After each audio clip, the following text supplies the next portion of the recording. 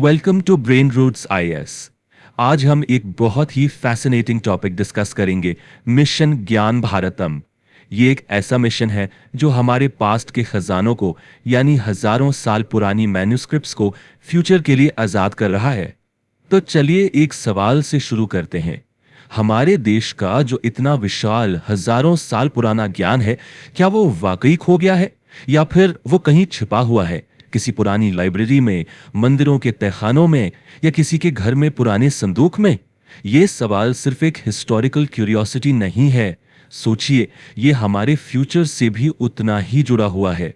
इस important topic को हम एक स्ट्रक्चर्ड तरीके से समझेंगे, बिल्कुल वैसे जैसे आपको यूपीएससी एग्जाम के लिए तैयार करना है। सबसे पहले, व्हाट इज द मिशन? फिर, why do these manuscripts matter? इसके बाद हम इसके 5 पिलर्स को, यानी इसके मैकेनिज्म को समझेंगे।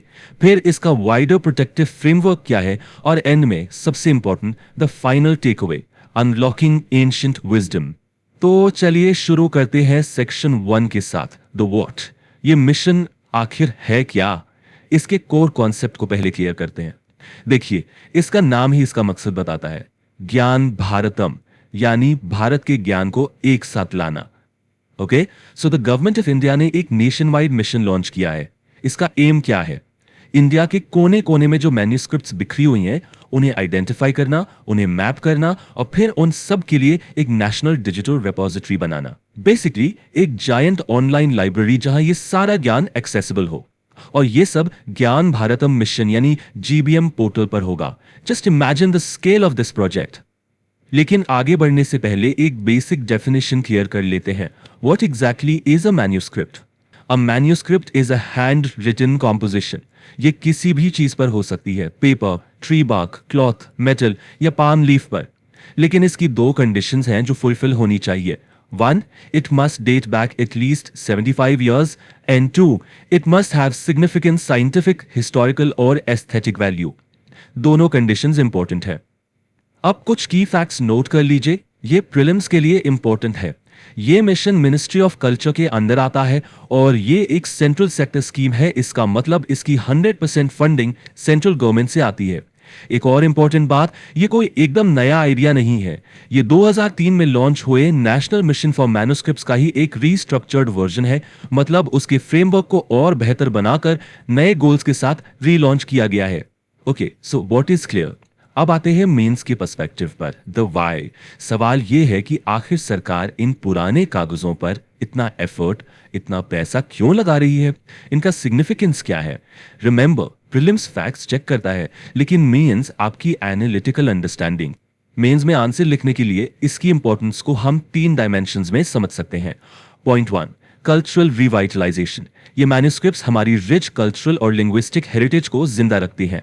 Point 2, reviving Indian knowledge systems. Ayurveda, yoga, ancient mathematics, astronomy, इन सब का ज्ञान इन्हीं में बंद है। और point 3, a very important point, curbing intellectual piracy. जब हमारी सारी मैन्युस्क्रिप्ट्स प्रॉपर्ली डॉक्यूमेंटेड और डिजिटाइज्ड होंगी, तो उनकी स्मगलिंग को और हमारे ट्रेडिशनल नॉलेज के गलत इस्तेमाल को, यानी बायो पायरेसी को, रोका जा सकता है। चलिए इसको एक एग्जाम्पल से समझते हैं। इंडिया की सबसे पुरानी मैन्युस्क्रिप्ट्स में से है गिलगिट मैन्युस्क्रिप्ट्स। ये बुद्धिस्ट टेक्स्ट्स हैं। जब हम इनको प्रिजर्व और प्रमोट करते हैं, तो ये हमारी बुद्धिस्ट डिप्लोमेसी को बूस्ट करती है।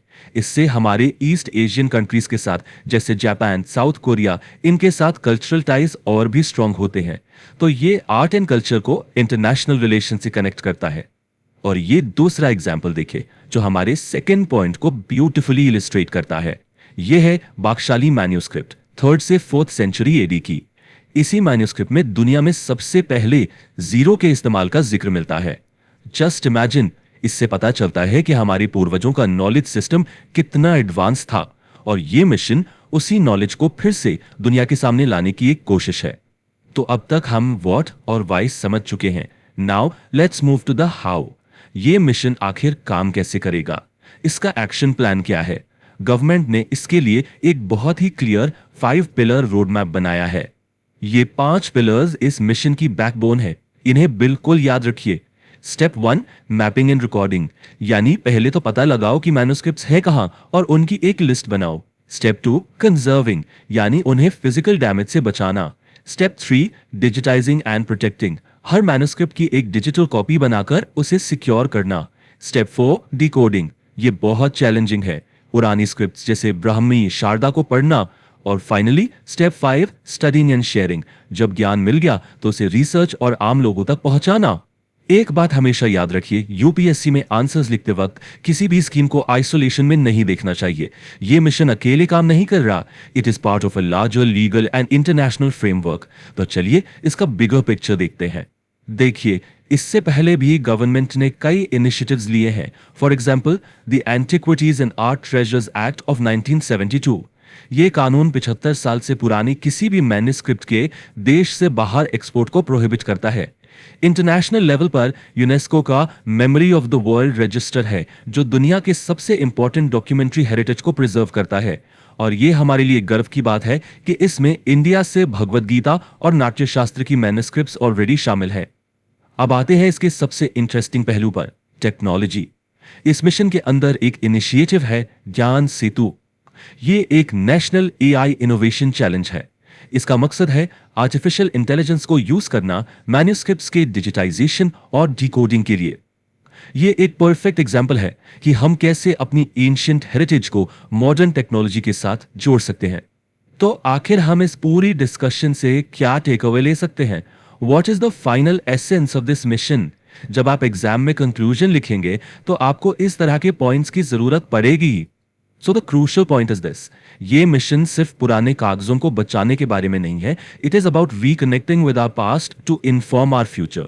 हम कह सकते हैं कि ये मिशन भारत के प्राचीन ज्ञान, उसके एंशिएंट नॉलेज और उसके मॉडर्न एस्पिरेशंस के बीच एक ब्रिज है, एक पुल का काम कर रहा है। और मैं आप सबको एक सवाल के साथ छोड़ना चाहता हूं, जिस पर जरूर सोचिए।